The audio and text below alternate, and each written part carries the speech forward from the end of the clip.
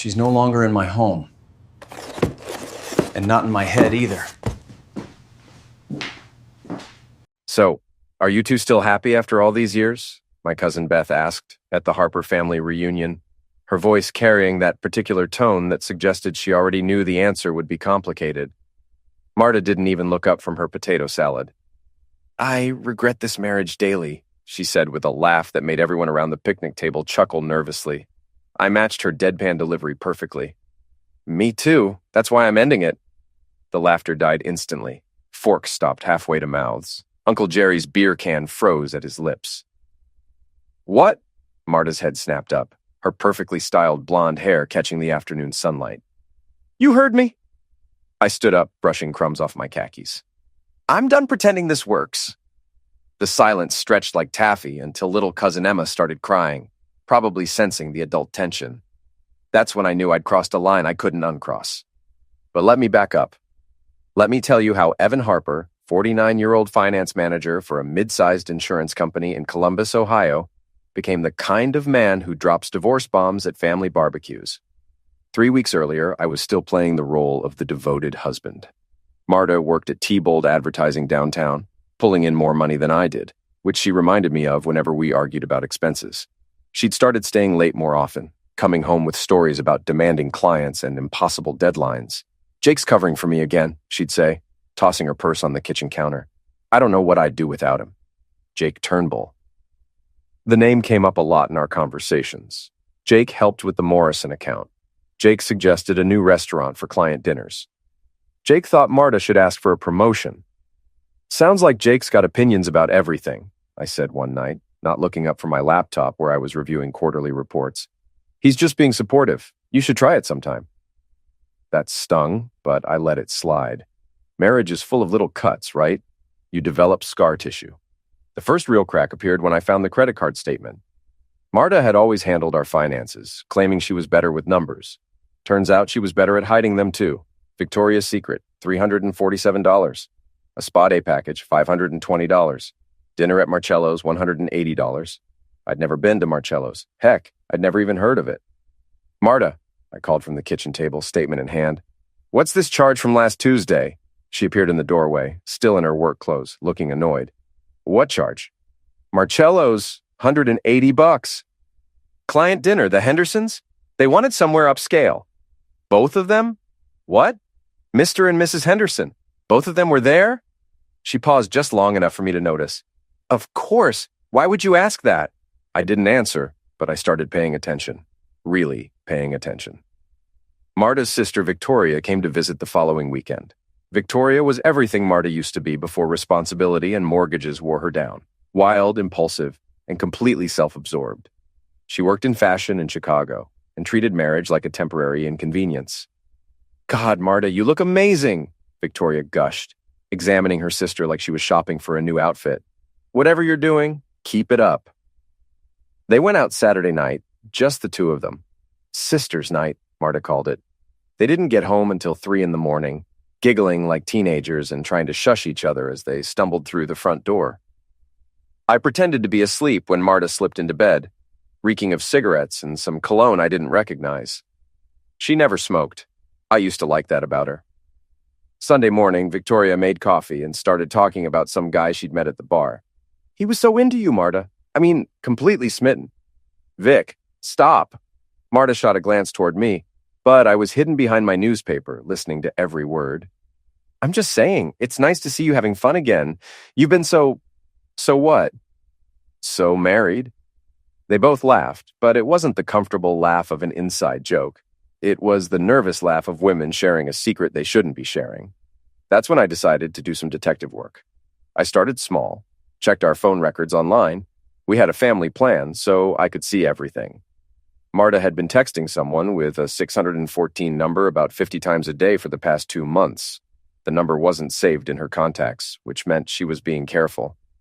A reverse lookup told me it belonged to Jake Turnbull, 50 texts a day, to her coworker, who was covering for her.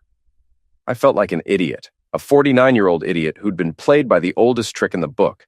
But I needed proof, real proof, not just suspicious phone records and mysterious credit card charges. The opportunity came when Marta announced she was going to a weekend conference in Cleveland. Team building, she explained. Jake's going too, along with most of the senior staff. Sounds expensive. The company's paying. It's at some resort on Lake Erie. I nodded and smiled and kissed her goodbye Friday morning like the trusting husband I was supposed to be. Then I called in sick and started my own weekend plans. Finding the resort wasn't hard. There were only 3 upscale places on Lake Erie that hosted corporate events. The second one I called confirmed they had a T-Bold advertising group checked in. The drive to Cleveland took 2 hours. I spent the time rehearsing what I'd say if I got caught, but mostly I just felt sick to my stomach. Part of me hoped I was wrong. Part of me hoped I'd find Marta in some boring conference room learning about market demographics and team synergy. I should have known better. The Shoreline Resort wasn't the kind of place you went for corporate team building. It was the kind of place you went when you wanted to impress someone you were sleeping with. Valet parking, marble lobby, the whole 9 yards. I parked across the street at a gas station and tried to figure out my next move. Walking into the lobby and asking for Marta Harper's room seemed like a good way to blow my cover before I learned anything useful. That's when I saw them. Marta and Jake emerged from the resort's main entrance, but they weren't dressed for business meetings. She wore a sundress I'd never seen before, something flowing and expensive looking. He had his hand on her lower back, guiding her toward a black BMW in the valet area. I followed them at a distance, my hands shaking on the steering wheel. They drove north along the lake for about 10 minutes before turning into a private drive marked with a discreet sign. Mills Lake Estate, private property. The estate sat on about 20 acres of prime lakefront, hidden behind tall pine trees and a stone wall that probably cost more than my annual salary. I parked on the road and walked along the perimeter until I found a spot where I could climb over without being seen. My plan was simple. Get close enough to see what was really going on, take some photos with my phone, and get out. What I found was worse than I'd imagined. The main house was a sprawling modern thing, all glass and steel, with a deck that stretched out over the water. There had to be 30 people there, and none of them looked like they were discussing quarterly projections. I crept through the trees until I could see the deck clearly. Marta was there, laughing at something a man in a polo shirt was saying. Not Jake. Someone else entirely. Victoria was there too, which explained how this whole thing had gotten started, but it was what I saw next that made my stomach drop. Marta kissed the polo shirt guy. Not a friendly peck, but a full-on hands in his hair. This is definitely not my husband kiss. I fumbled for my phone, trying to get the camera app open without taking my eyes off the scene. That's when I heard the footsteps behind me. Hey, what the heck are you doing? I spun around to find a security guard, probably 6'4" and built like he spent his off hours throwing people out of bars. You were just trespassing on private property. He had a radio in one hand and was reaching for it with the other. Stay right there. I ran. I'm not proud of it, but I ran like my life depended on it. Through the trees, over fallen logs, branches whipping at my face while the security guard crashed through the underbrush behind me, shouting into his radio. I made it to the wall and scrambled over, tearing my shirt on the stone and probably looking like I'd been attacked by a very angry cat. My car was 50 yards away, and I could hear more voices coming from the estate. I drove back to Columbus in a daze, my mind racing faster than my Honda Civic ever could.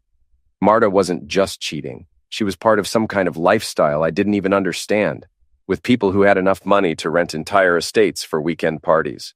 And Victoria was the one who'd introduced her to it. I got home before Marta did on Sunday, which gave me time to clean up the scratches on my face and come up with a story about falling off a ladder while cleaning gutters. When she walked through the door at 6 o'clock, she looked perfectly composed, like she'd spent the weekend in conference rooms instead of making out with strangers at lakeside parties. How was the team building? I asked. Boring, she said without missing a beat. Lots of PowerPoint presentations and trust exercises. Jake says hi. That's nice of him. She went upstairs to shower, and I sat in my kitchen, staring at the blurry photos on my phone. They weren't great evidence, too far away, not clear enough to prove anything in court, but they were enough to confirm what I already knew. My marriage was over. Had been over for months, probably. I was just the last one to find out. The question now was what to do about it. I could confront her directly, but that would just lead to denials and gaslighting. I could file for divorce quietly, but that felt like letting her win. She'd already humiliated me by carrying on this affair right under my nose. The least I could do was return the favor. That's when I remembered something Victoria had said during her visit. "It's nice to see you having fun again." Again. Like this wasn't the first time. I spent the next week digging deeper. Bank records, phone logs, social media posts. Marta had been very careful, but Victoria hadn't. Her Instagram was full of photos from parties and events, and if you looked closely, you could spot Marta in the background of several shots from the past few months, always with different men, always looking like she was having the time of her life. The final piece fell into place when I found the pregnancy test. It was hidden in the back of Marta's underwear drawer, wrapped in tissue paper like some kind of precious artifact. 2 pink lines, clear as day. We hadn't had love in 3 months. I sat on our bed, holding the test in my trembling hands, and felt something shift inside me. The hurt and confusion crystallized into something much more focused. Anger. Pure, clean, righteous anger. Marta had made her choice. Now it was time for me to make mine. The Harper family reunion continued around us, but the festive atmosphere had died completely. My announcement hung in the air like smoke from a house fire. Impossible to ignore and getting worse by the minute. "Evan, what are you talking about?" Marta's voice had gone up an octave, the way it did when she was trying to control a situation that was slipping away from her. "I think you know exactly what I'm talking about." I looked around the table at my relatives, all of them frozen with forks halfway to their mouths. "But since we're all family here, why don't you tell everyone about Jake?" Uncle Jerry set down his beer. "Maybe we should—" "No, Jerry, let's not." I kept my eyes on Marta. "Let's talk about how my wife has been spending her evenings, and weekends, and probably lunch hours." Marta's face had gone pale, but Victoria was turning red. "You don't know what you're talking about, Evan. You're embarrassing yourself." "Am I?" I pulled out my phone and scrolled to one of the photos I'd taken at the lake house.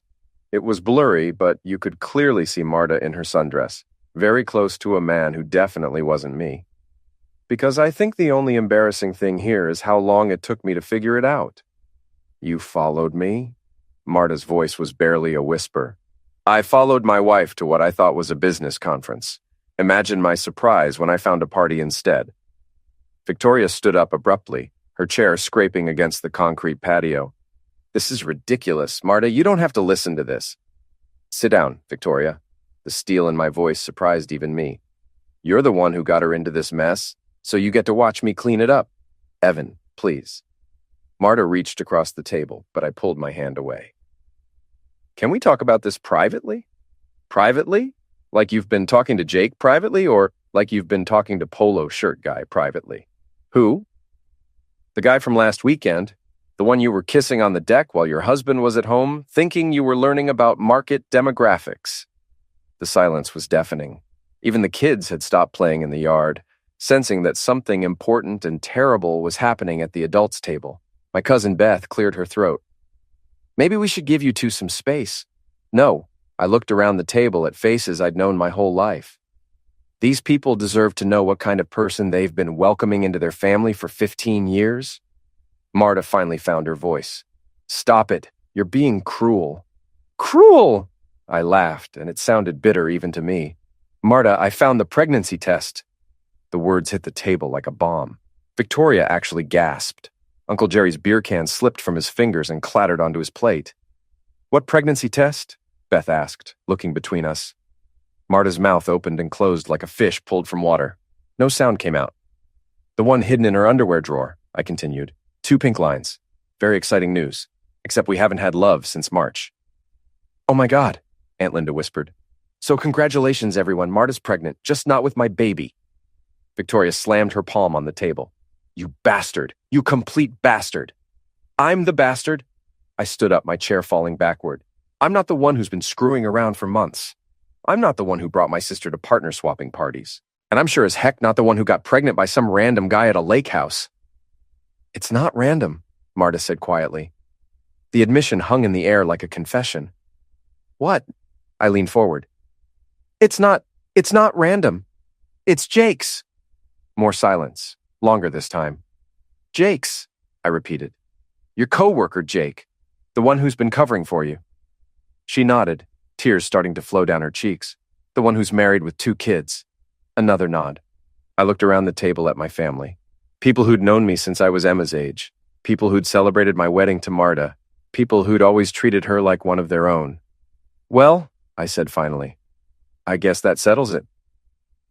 I walked away from the table, through the backyard, and out to my car. Behind me, I could hear voices rising. Victoria yelling, Marta crying, my relatives trying to process what they'd just witnessed. I drove home in silence, my hands steady on the wheel for the first time in weeks. The anger was still there, but it had changed. It wasn't the wild, desperate fury I'd felt when I found the pregnancy test. This was something colder, more focused. Marta had humiliated me in front of strangers. Now I'd return the favor with our family. But I wasn't done, not even close. Jake Turnbull was married. Had been for 12 years, according to the company directory I'd memorized. His wife was named Kate, and they had 2 children, a boy and a girl, ages 8 and 10. Kate deserved to know what her husband had been up to, just like I'd deserved to know what my wife had been up to. The difference was, I was going to make sure she found out. Finding Kate Turnbull wasn't difficult. People put their entire lives on social media these days, and Jake's wife was no exception. Her Facebook page was a catalog of suburban motherhood school events, family vacations, dinner parties with other couples who looked just like them. She worked part-time as a dental hygienist and volunteered at her kids' school. Her profile picture showed her with Jake at what looked like a company Christmas party, both of them smiling like they didn't have a care in the world. I felt sorry for her. She had no idea what was coming, but she deserved the truth, just like I had.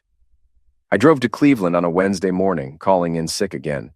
Kate worked at a dental practice in Westlake, according to her LinkedIn profile. I waited in the parking lot until lunchtime, then followed her to a sandwich shop 2 blocks away. She was smaller than I'd expected, maybe 5'3" with brown hair pulled back in a ponytail and scrubs decorated with cartoon teeth. She looked tired, the way parents of young children always look tired. I approached her table while she was checking her phone. "Excuse me, are you Kate Turnbull?" She looked up, confused but not alarmed. "Yes?" "My name is Evan Harper. I think we need to talk about our spouses." The confusion deepened. "I'm sorry, do we know each other?" I sat down across from her without being invited. "My wife works with your husband at T-Bold Advertising, Marta Harper." Recognition flickered across her face. "Oh, Jake mentions Marta sometimes? You're her husband?" "I am, or I was. It's complicated." Kate set down her phone, giving me her full attention. Something in my tone must have warned her that this wasn't a social call. "What's going on?" I pulled out my phone and showed her the photos from the lake house.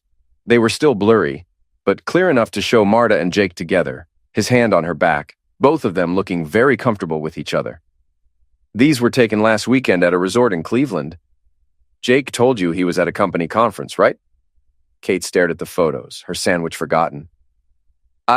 Yes, team building. There was no conference, just a party. A very private party."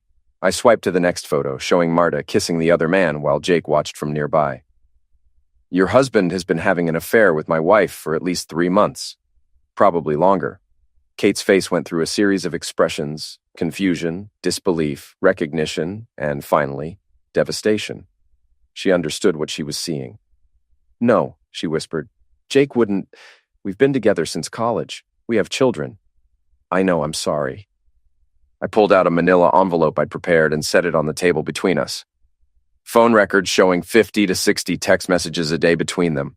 Credit card receipts from restaurants and hotels, a pregnancy test I found in my wife's drawer. Kate's hand flew to her mouth. "Pregnant? She's carrying Jake's baby. Maybe babies. She mentioned twins at our family reunion." The color drained from Kate's face completely. She looked like she might pass out. "I know this is a shock," I continued. "It was for me too, but I thought you deserved to know the truth." Kate opened the envelope with shaking hands and spread the contents across the table. Phone records, credit card statements, printed emails I'd recovered from Marta's laptop. I'd been thorough. "How long have you known?" she asked, without looking up. "I started suspecting 3 weeks ago. Got confirmation at the reunion on Sunday when Marta admitted it in front of our entire family." "She admitted it? In public?" "She didn't have much choice. I made it clear the conversation was happening whether she participated or not." Kate was quiet for a long time, studying the evidence. When she finally looked up, her eyes were red, but dry.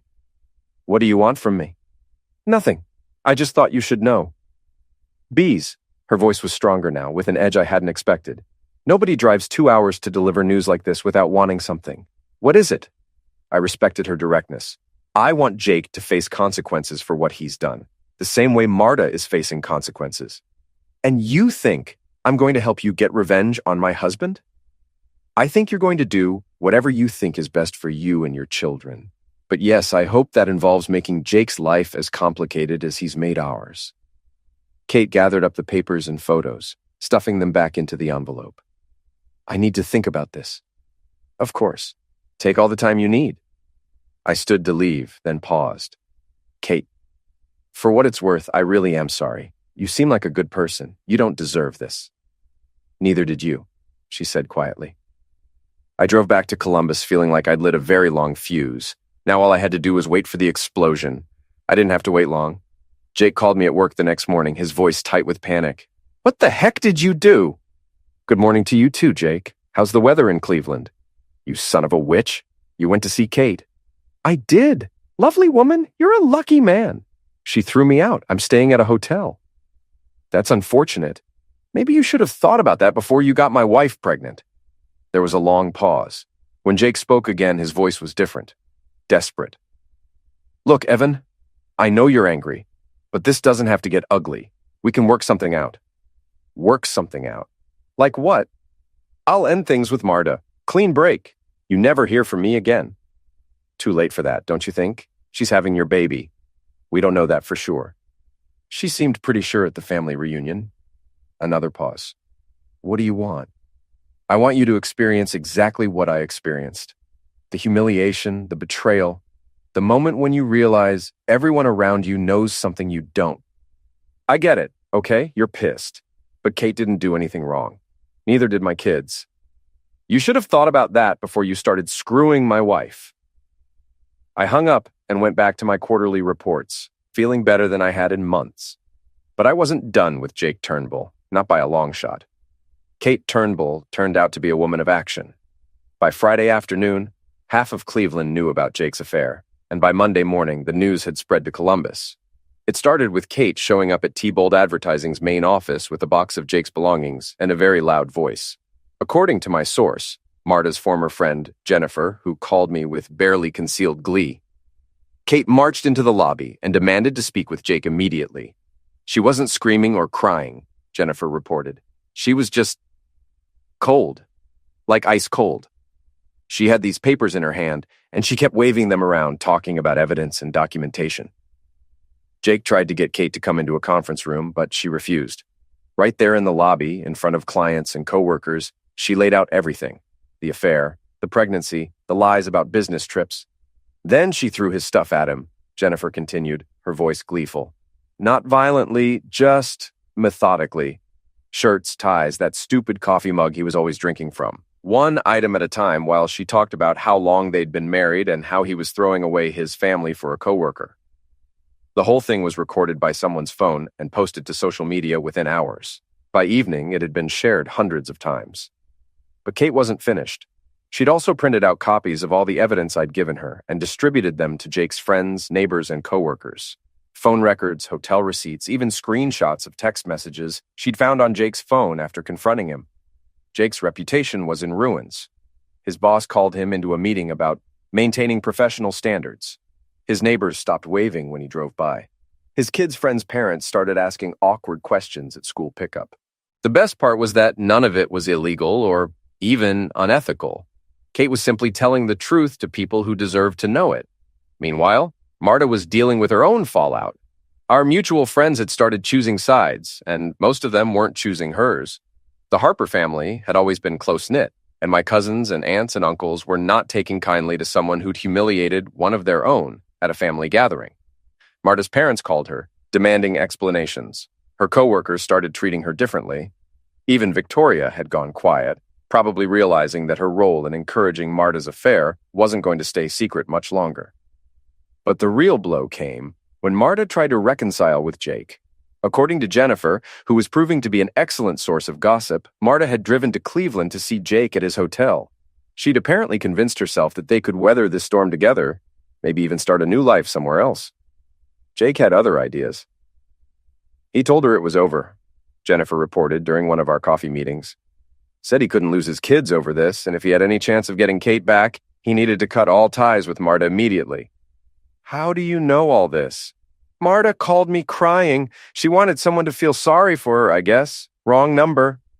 Jennifer had been friends with both of us for years, but she'd made her position clear after the reunion. I always liked you better anyway, she told me. Marta was getting too full of herself. The pregnancy complicated everything, of course. Jake couldn't completely disappear while Marta was carrying his child, but he could make it clear that he wanted nothing to do with her beyond basic parental responsibilities, which left Marta alone, pregnant, and facing the collapse of everything she'd built. I almost felt sorry for her. Almost. But then I remembered the months of lies, the secret phone calls, the way she'd looked at me like I was an idiot while she was planning her next rendezvous with Jake. My sympathy evaporated pretty quickly. The divorce proceedings started in earnest. I'd hired a good lawyer, not the most expensive one in town, but someone with a reputation for being thorough and aggressive when necessary. Marta tried to claim that our marriage had been troubled for years, that we'd grown apart naturally, that the affair was just a symptom of deeper problems. My lawyer presented evidence of her deception, the hidden credit card charges, the lies about business trips, the pregnancy that proved she'd been unfaithful. In Ohio, adultery doesn't automatically affect property division, but it can influence spousal support decisions. And when one spouse has been systematically lying and hiding assets, judges tend to take a dim view of their credibility. Marta's lawyer advised her to settle quickly and quietly, but I wasn't interested in quiet anymore. I want this to go to trial, I told my lawyer. Evan, that's expensive and time-consuming. We can get you a good settlement without... I don't care about the money. I want everything on the public record, every lie, every deception, every hotel receipt. I want anyone who searches her name online to find exactly what kind of person she is. My lawyer looked at me carefully. You sure about this? Once it's public, there's no taking it back. I'm sure. Because Marta had made her choices in public, at parties, in hotels, in front of coworkers and strangers. She'd humiliated me in front of people who mattered to me. Now it was her turn. The trial was scheduled for a rainy Thursday in October, but the final confrontation came 3 days earlier when Jake made one last desperate attempt to salvage his situation.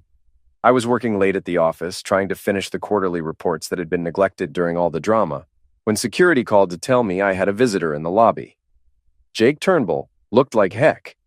His usually perfect hair was disheveled, his shirt was wrinkled, and he had the hollow-eyed look of someone who hadn't been sleeping much. We need to talk, he said without preamble. No, we don't. 5 minutes, please.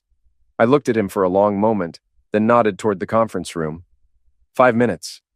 Jake closed the door behind us and immediately started pacing. This has gone too far, Evan. Way too far. Has it? Kate filed for divorce. She's asking for full custody of the kids. My lawyer says she's got a good case because of the adultery evidence. That's unfortunate. My boss is talking about reassigning me to the Detroit office, basically exiling me until this all blows over. Sounds like consequences. Jake stopped pacing and faced me directly. What do you want? Money? I'll pay you whatever you think this is worth. Just make it stop. Make what stop? The public humiliation, the character assassination, the systematic destruction of my life. I almost laughed. Jake, I haven't destroyed anything. I just told people the truth. You orchestrated this whole thing. Getting Kate involved, feeding information to Marta's friends, pushing for a public trial instead of a quiet settlement. Guilty as charged. Why? What's the point? You've already won. Marta's miserable. I'm losing everything. Our careers are in ruins. What more do you want? I leaned back in my chair and studied him. Jake was younger than me, better looking, more successful. The kind of man who'd always gotten what he wanted without having to work too hard for it. Do you know what the worst part was? I asked. What? Not the affair itself, not even the pregnancy. It was the way you both looked at me like I was stupid, like I was this pathetic, oblivious husband who deserved what was happening to him. Jake's face flushed. We never... You did. Every time Marta came home with another story about Jake this and Jake that, she was laughing at me. Every time you covered for her at work, you were both laughing at the idiot husband who believed your lies. It wasn't like that. It was exactly like that. So now you get to know how it feels. Jake sat down heavily in the chair across from me. My kids won't even talk to me. Emma, my daughter, she asked Kate if I was a bad person. What am I supposed to say to that? you could try the truth. The truth? The truth is that I made a mistake, a big stupid mistake that I regret every day. Do you? Of course I do. Because 3 weeks ago, you were planning to leave Kate for Marta. You were talking about starting a new life together, raising your baby together. Jake's mouth opened and closed. How do you know that? Because Marta told people. She was excited about it. She thought you were her knight in shining armor come to rescue her from her boring marriage. That was before you realized there would be consequences. Before Kate threw you out and your boss threatened to fire you and your neighbors started looking at you like you were a piece of garbage. I stood up. Your 5 minutes are up. Wait. Jake jumped to his feet. Please. There has to be something I can do to fix this. There is... What?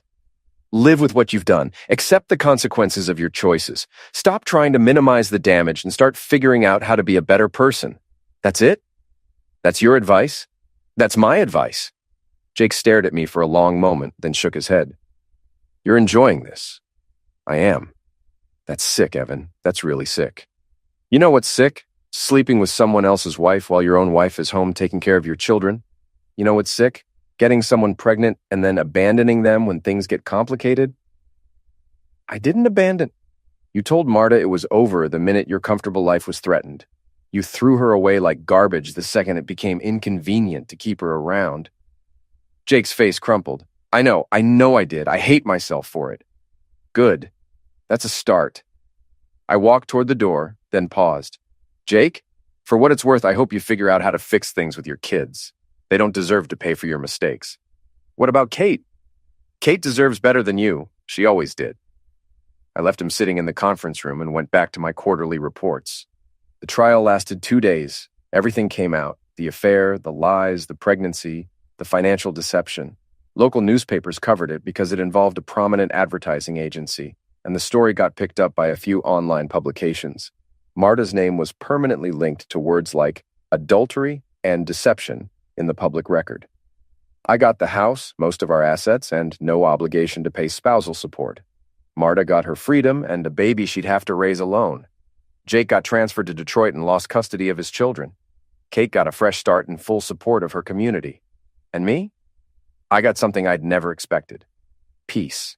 Not happiness, that would take time, but peace. The anger that had consumed me for months was finally gone, replaced by something calmer and more sustainable. Justice. 6 months later, I ran into Jennifer at the grocery store. She told me that Marta had moved back in with her parents and was working at a small marketing firm in Dayton. The baby, a boy, was healthy, and Jake was paying child support but had no visitation rights. She asks about you sometimes, Jennifer said. What does she ask? If you're seeing anyone, if you seem happy, if you ever mention her. And what do you tell her? I tell her you're doing fine and that you never mention her at all. Jennifer smiled. Because that's the truth, isn't it? It was the truth. I really never mentioned Marta anymore. She'd become irrelevant to my life, which was probably the worst punishment of all. I finished my shopping and drove home to the house that was finally completely mine. No more secrets, no more lies, no more pretending everything was fine when it wasn't. Just peace. And the satisfaction of knowing that sometimes, if you're patient and methodical and willing to let the truth do the heavy lifting, justice actually wins.